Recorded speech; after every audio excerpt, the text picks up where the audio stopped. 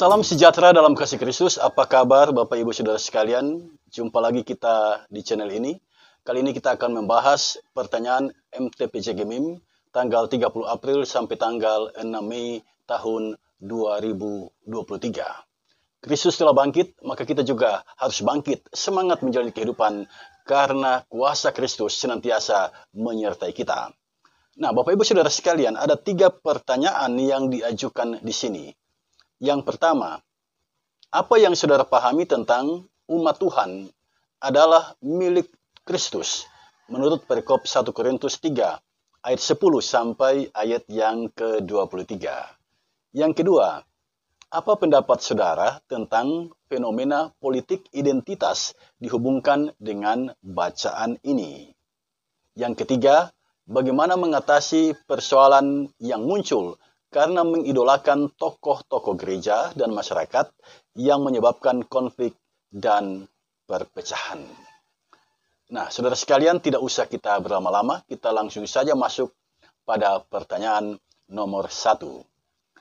Apa yang saudara pahami tentang umat Tuhan adalah milik Kristus menurut perikop 1 Korintus 3 ayat 10 sampai ayat yang ke-23. Saudara, mari kita pahami pertanyaan ini. Dari pertanyaan ini kita diminta untuk menggali pemahaman kita tentang tema umat Tuhan adalah milik Kristus. Penggalian pemahaman itu didasarkan pada 1 Korintus 3 ayat 10 sampai ayat yang ke-23. Itu berarti kerja kita di sini adalah menggali teks untuk mendapatkan pemahaman yang utuh tentang tema umat Tuhan adalah milik Kristus. Nah, sekarang mari kita berkonsentrasi pada pokok ini. Teks 1 Korintus 3 ayat 10 sampai ayat yang ke-23 itu merupakan tulisan Rasul Paulus yang ditulis tahun 56 Masehi dari sebuah kota yang bernama Efesus. Tulisan ini ditulis setelah Paulus sebelumnya tinggal di kota Korintus selama 1,5 tahun atau 1,6 tahun. Nah, jemaat ini terdiri dari beberapa orang Yahudi, tetapi orang Yahudi ini hanya sebagian kecil. Sebagian besar dari jemaat ini adalah berkebangsaan Yunani yang sebelum mereka mengenal Kristus, mereka adalah penyembah berhala. Nah, Paulus mendapat kabar dari keluarga Chloe, sebagaimana yang dicatat dalam pasal 1 ayat 11, dan juga beberapa utusan dari jemaat, sebagaimana dicatat dalam pasal 16 ayat 17. Nah, keluarga Chloe maupun utusan yang datang ini menyampaikan kepada Paulus bahwa ada perselisihan di kota Korintus. Ada perpecahan di kota Korintus dan ada iri hati di antara jemaat yang berada di kota Korintus. Atas laporan inilah Paulus memberikan tanggapan, dan tanggapan itu dalam bentuk surat, dan itu adalah surat 1 Korintus. Jadi bacaan kita saat ini, 1 Korintus 3 ayat 10 sampai ayat yang ke-23, itu merupakan tanggapan Paulus terhadap laporan yang disampaikan kepadanya bahwa di jemaat ini ternyata ada perselisihan, ada perpecahan, dan ada iri hati. Nah, saudara sekalian, dalam tulisannya ini, salah satu hal yang mendasar yang Paulus tulis di sini, perhatikan ayat 23. Di sana tertulis, tetapi kamu adalah milik Kristus dan Kristus adalah milik Allah. Dari kalimat ini muncul tema umat Tuhan adalah milik Kristus. Nah, apa maksud tema ini menurut 1 Korintus 3 ayat 10 sampai ayat yang ke-23? Saya mengajak kita mendalami teks 1 Korintus ini. Dari sini kita mendapatkan beberapa hal berikut ini. Yang pertama, umat Tuhan di Korintus adalah milik Kristus, merupakan jawaban Paulus terhadap realitas perselisihan di jemaat Korintus, di mana jemaat terbagi dalam 4 golongan. Ada yang menyebut dirinya golongan Paulus, ada yang menyebut dirinya golongan Apolos, ada yang menyebut dirinya golongan Kefas, dan ada yang menyebut dirinya golongan Kristus.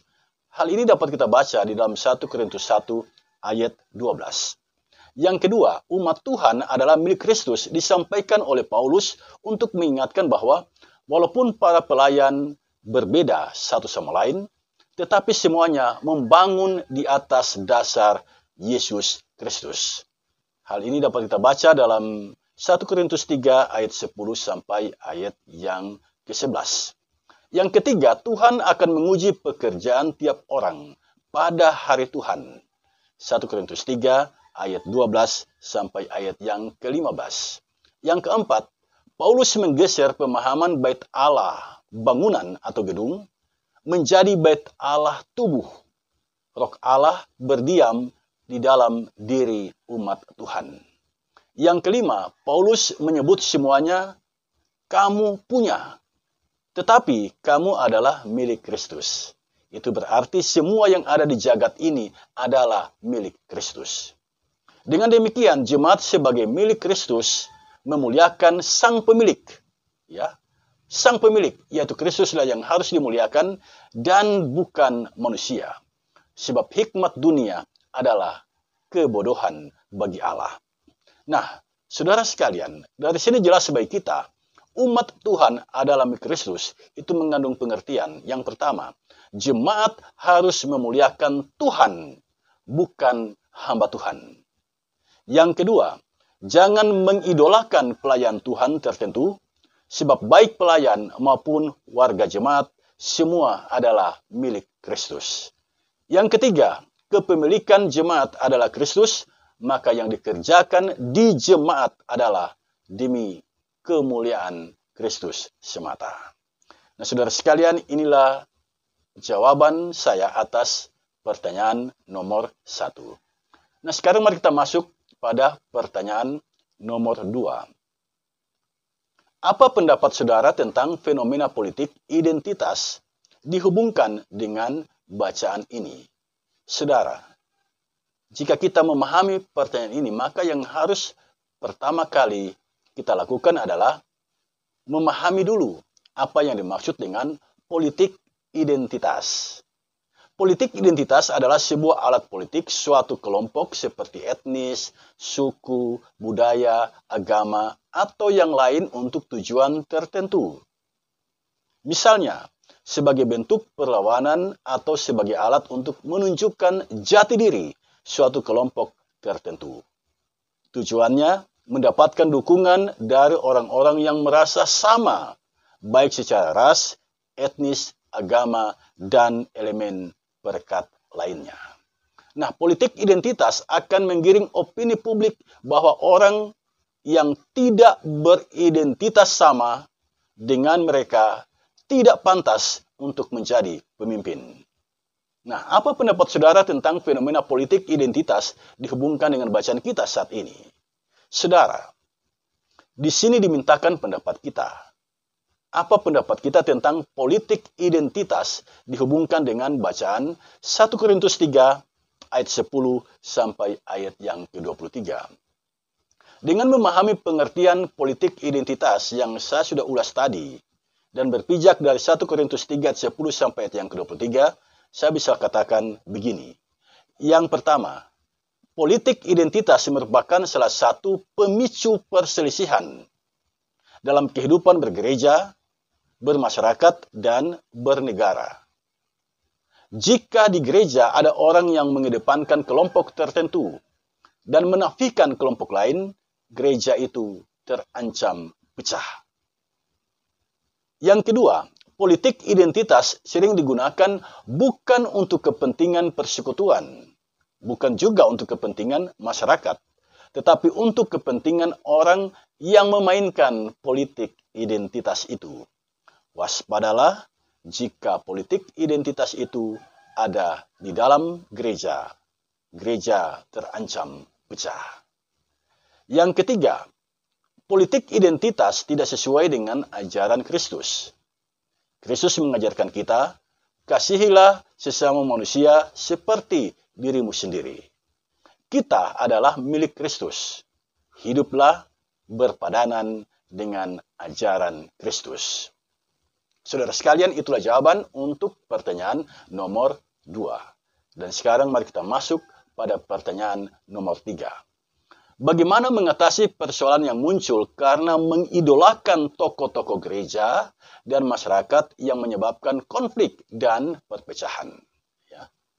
Jadi mengidolakan tokoh-tokoh gereja atau tokoh-tokoh masyarakat disebut di sini itu berpotensi menyebabkan konflik dan perpecahan. Nah, bagaimana mengatasinya? Saudara, tindakan itu berakar dari pikiran.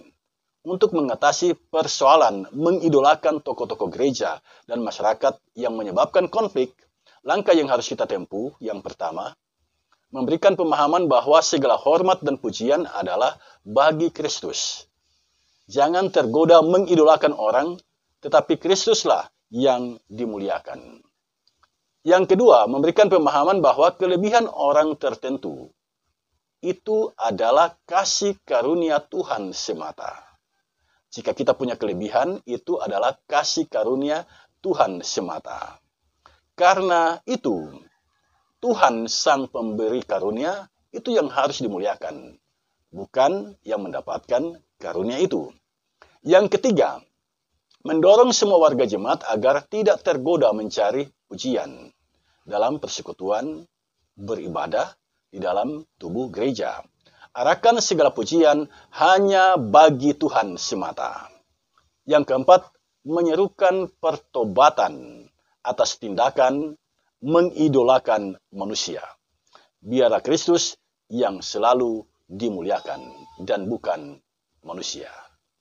Saudara sekalian, itulah jawaban saya atas pertanyaan nomor 3.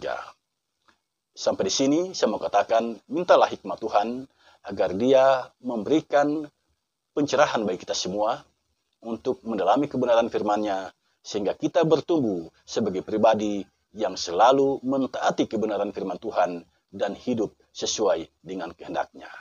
Tuhan memberkati kita. Shalom.